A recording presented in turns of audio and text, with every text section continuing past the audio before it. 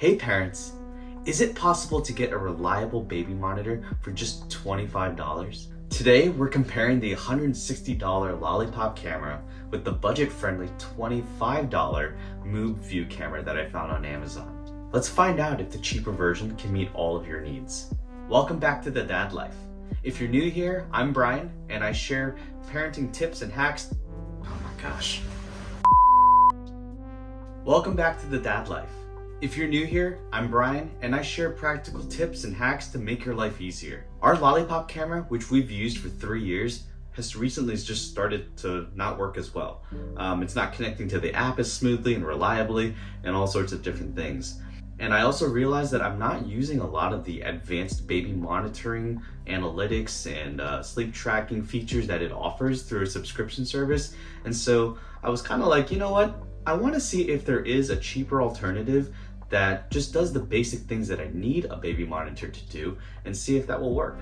Also, practically speaking, our baby's room is right next to ours. We've been sleeping with them in our room in a bassinet for the last few months, and we kind of know their sleeping patterns and their behaviors, and so we're not super concerned about their sleep safety necessarily. So we don't need a lot of those other safety AI features. So given that, I wanted to test out a cheaper alternative, and I'm gonna go with the $25 Mubview camera, which I found on Amazon, and it's right here, and I'll show you how these two stack up against each other.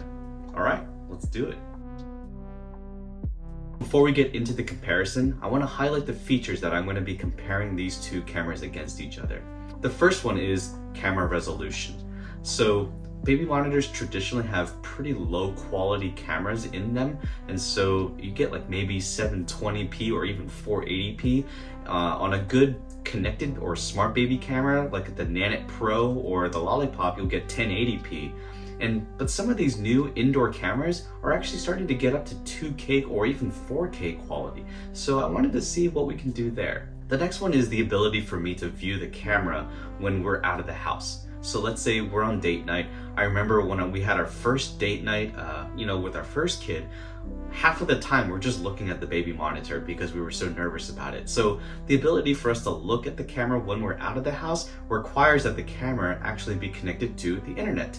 So we need a Wi-Fi enabled connection and also the ability to see it through a mobile app. The third criteria is the ability to view events and play those things back, whether that's stored locally on the device or if it's stored in the cloud. I would personally prefer to be stored on the device because that's more secure, because things in the cloud can get hacked a little bit more easily. So that's one thing I'm going to be looking out for. The fourth thing is sound and motion alerts. So when the baby is crying in the middle of the night and I'm sleeping through it, I want to be able to get those notifications if I need to pay attention, or let's say the baby starts to crawl out of the crib at some point in the future. I want to be notified of those things and also be able to look at those events afterwards. I also care about the mounting options that I have with these different cameras. So I know I want to be able to put them on the shelf, but also if I did want to mount it on a wall to be able to look down at the baby from a bird's eye view, that would be something that's interesting for me, and I want to be able to see if these cameras allow for that flexibility. The next one is background sound monitoring. I didn't really think about this before, but it's actually proven to be fairly useful. So if I don't want to be watching the video the whole time and I just want to listen into the camera, I can turn on this feature and I can just close the app and I can still hear the sounds from the room through my app. And so this is something that I want to look for in this new camera to see if this will also be a possibility.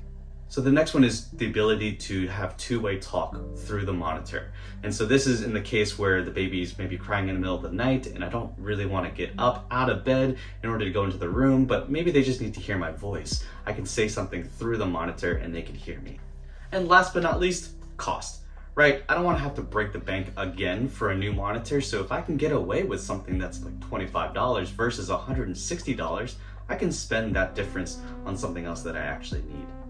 All right, so let's go ahead and open this guy up. So this is a intelligent PTZ indoor cam. So I think it's mainly used for indoor camera usage, but it does say on the box, two-way audio, motion detection, warning and playback, night vision, panoramic view, Wi-Fi connection, cloud storage, activity zone, and so on. So it does do a lot of things that I think might be useful for me. And I also think one of the reasons why I got this one is that it does have the ability to swivel and also pan from the camera itself, which the Lollipop does not allow you to do. And so just, oh, this is kind of cute. So first impressions, side by side, you know, the Mubview is actually a smaller unit. You know, if you look at the side profile, it's a bit wider, obviously, but it's basically a ball camera inside of this housing here. And yeah, it's kind of nice. It has this like fake wood base, if you will. It does swivel side to side, and it looks like it has an integrated cable here connected to, it looks like a USB-A connection, not a USB-C. I'm gonna take a look at what's inside this box here. So, okay, so it's just this plus a quick start guide, and I'll go through that soon. But let's see what's inside of this box here. It looks like the wall adapter for the USB, and also looks like a mounting bracket of some sort. So it looks like you can mount this somewhere if you wanted to, on a wall perhaps. Yeah, if I look at the bottom of the unit, it looks like I will be able to actually mount it. So this little wall adapter piece, if you screw this into the wall with the screws and the wall anchors provided for you, then you will be able to mount this onto the wall and then have it face downwards like you would if you wanted to get a bird's eye view of the baby. So that was actually one of my main questions, was can I only mount it this way on a tabletop, or can I mount it onto a wall? And it looks like you can. So that's a plus. All right, so now what I'm gonna do is I'm gonna install both of these kind of in the same area of our nursery and kind of do a side-by-side comparison of the picture quality, the sound quality, and the different capabilities that both of these have, and see if I can get the Lollipop to work again, because that would be really cool to see an apples to apples comparison. All right, cool, let's get to it. Now the first thing I'm gonna do is I'm gonna set up the Mubview, or the Mubview, I don't really know how to pronounce this, but I'm gonna set this up on my app, or at least download the app and get that all set up. I already have the Lollipop set up on my phone. That was a pretty easy setup. I don't necessarily have to go through that right now. I'm not doing a setup comparison necessarily, but I do want to look at other factors. The other thing to note with the Lollipop, which is a little bit frustrating at times, it took me about, I don't know, a minute and a half to get it so that this actually sits flat on here and it doesn't just fall over, because it is top heavy. You have to get it just right for it to be balanced and to sit straight up, whereas obviously this one, it'll just sit on a shelf and be totally fine. So this one's a little bit finicky, but once you get it, it seems okay if you're not going to touch it again. Setting up the Mubview camera was pretty straightforward. I followed the instructions on the quick start guide that came with the box, and I was able to get everything set up and connected within about 5 minutes. I'm going to do a quick review of some of the main features that are important. At first glance, this camera is pretty solid for an indoor cam. When I toggle between SD to HD to QHD, you can definitely tell a difference between the standard definition and the QHD resolutions. It's a bit harder to tell the difference between the HD and the QHD, to be honest, but comparing this to the Lollipop camera, it's pretty similar. Not a significant difference in my opinion. When I toggle both cameras to night vision, they're both solid, and the high resolutions are quite similar. From a storage perspective, the Mubview has a local SD hard slot and supports up to 128 gigs of storage, which is more than enough space. You can upgrade to cloud storage for a monthly fee with different levels of features starting from $3.99 a month to up to $19.99 a month. The Lollipop records events up to 30 seconds and saves it in the cloud for free, which is pretty nice. You can also upgrade to their advanced baby monitoring features by paying a monthly subscription fee at $9.99 a month, or a yearly subscription of $149.99 or $249.99 a year, which you can get breathing monitoring. You can get up to 30 days of continuous video recording, sleep tracking, a cute snap diary, and things like that. From a mounting perspective, I can mount both units on a shelf or on a wall with a wall adapter that you can screw into the wall pretty easily, so you can get that bird's eye view. Both cameras have a mobile app, and the loading times for both are pretty similar. It takes about 3 to 5 seconds for the camera feed to come up, which is fast enough. And to be honest, I have experienced longer loading times for the Lollipop, up to 10 to 20 seconds sometimes, but that could just be due to aging firmware, so I don't know if that's an issue with the newer model. Both apps give you an option to customize sound and motion alerts, along with setting motion boundary zones so that you'll get alerted if motion happens in a certain zone, which is nice, especially when the baby starts to move more and potentially escape from their crib. With the Mubview, it has the swivel and tilting functionality, so you can adjust the camera view through the app, which is pretty nice, in case you want to look around the room.